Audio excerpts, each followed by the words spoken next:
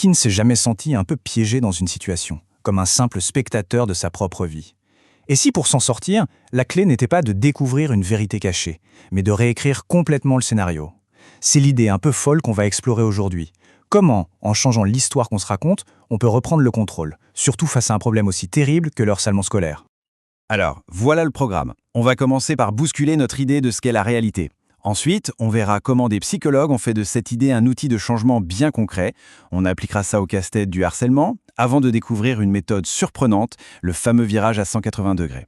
Et on terminera en comprenant le pouvoir incroyable qu'on a sur notre propre histoire.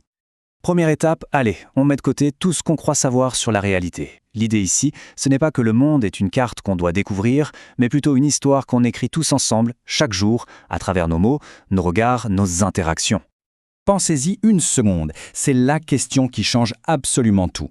Parce que si notre réalité n'est qu'une histoire, ça veut dire qu'on n'est plus obligé d'en être des simples lecteurs. On peut en devenir les auteurs. Et ça, c'est une source de pouvoir immense.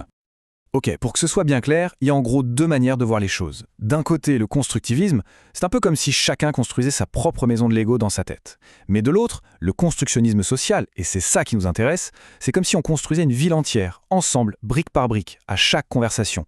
La réalité n'est pas dans notre tête, elle est entre nous. Et cette citation, elle est juste parfaite pour résumer ça. La vérité d'une situation ne se trouve pas dans le cerveau d'une personne, elle naît et elle vit dans la danse de nos relations. Donc pour changer le monde, ou du moins son monde, il faut changer la façon dont on interagit. Bon, c'est bien joli tout ça, cette grande idée, mais concrètement, on en fait quoi? Eh bien, c'est là qu'intervient l'école de Palo Alto. Ils ont pris cette théorie et en ont fait une véritable boîte à outils pour provoquer le changement. Ce qui est révolutionnaire avec l'approche de Palo Alto, c'est qu'elle arrête de chercher un coupable. Au lieu de se demander qui a un problème, elle regarde le système entier, une famille, un classe, un couple, et elle se demande comment cette dynamique s'est enrayée et surtout comment on peut la faire repartir différemment. Alors, concrètement, comment ça marche? D'abord, on se concentre sur les interactions, pas sur les individus. Ensuite, on arrête de se noyer dans le pourquoi ça a commencé pour se focaliser sur le comment on arrête ça maintenant. On utilise des stratégies, des actions précises et parfois des trucs complètement surprenants, paradoxaux, pour court-circuiter le problème. C'est du concret, pas de l'analyse sans fin. Et le processus, franchement, il est d'une logique implacable.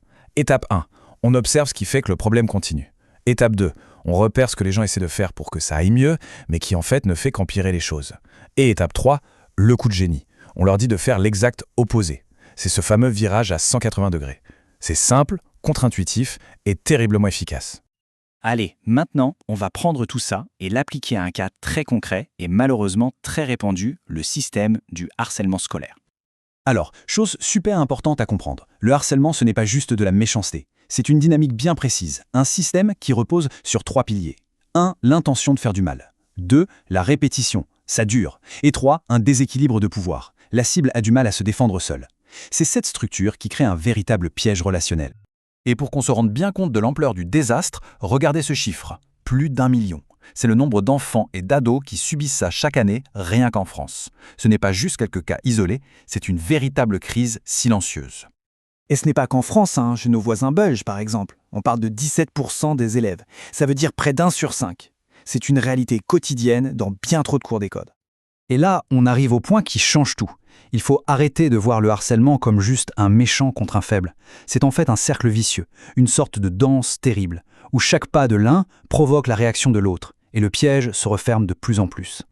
Et c'est précisément là qu'intervient la méthode du virage à 180 degrés, développée par la psychologue Emmanuelle Piquet.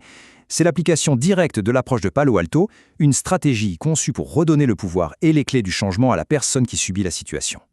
L'objectif, il est aussi simple que percutant, faire changer l'inconfort de camp. L'idée n'est plus de subir, mais de faire en sorte que la situation devienne beaucoup plus inconfortable pour le harceleur que pour sa cible. Et comment on fait ça? En utilisant des répliques totalement inattendues, en maniant l'humour, l'autodérision, bref, tout ce qui peut déstabiliser le harceleur, qui lui s'attend à de la peur, des larmes ou de la colère. L'idée, c'est de faire complètement dérailler le scénario habituel pour que la victime redevienne l'acteur principal. Bon, la grande question, est-ce que ça marche ? Les chiffres sont assez éloquents. Une étude a montré qu'après seulement 3 mois, dans 82% des cas, le harcèlement diminue de façon significative. C'est la preuve que oui, en changeant l'interaction, on peut vraiment briser le système. Et là, écoutez bien parce que c'est peut-être le truc le plus fou. Dans la moitié des cas, il n'y a même pas besoin de parler. Le simple fait d'avoir une stratégie en tête, une arme secrète, ça change la posture de l'enfant. Il se tient plus droit, il a moins peur. Et souvent, ce simple changement non verbal suffit à tout désamorcer. Le pouvoir vient d'abord de l'intérieur. On arrive à la fin de notre exploration et on boucle la boucle. On revient à notre point de départ, le pouvoir que chacun a de réécrire sa propre histoire. Parce qu'au final, l'enjeu va bien au-delà de la résolution d'un problème. C'est une transformation. En changeant ses actions, on change l'interaction. Et en changeant l'interaction, on réécrit sa propre histoire. On passe du rôle de victime impuissante à celui d'auteur de sa propre vie. Alors pour finir, voilà une question que chacun peut emporter avec soi. Quelle est cette petite interaction dans notre propre vie qu'on pourrait décider de changer aujourd'hui ? Parce que c'est souvent là, dans une toute petite action, que se trouve le pouvoir de transformer toute sa réalité.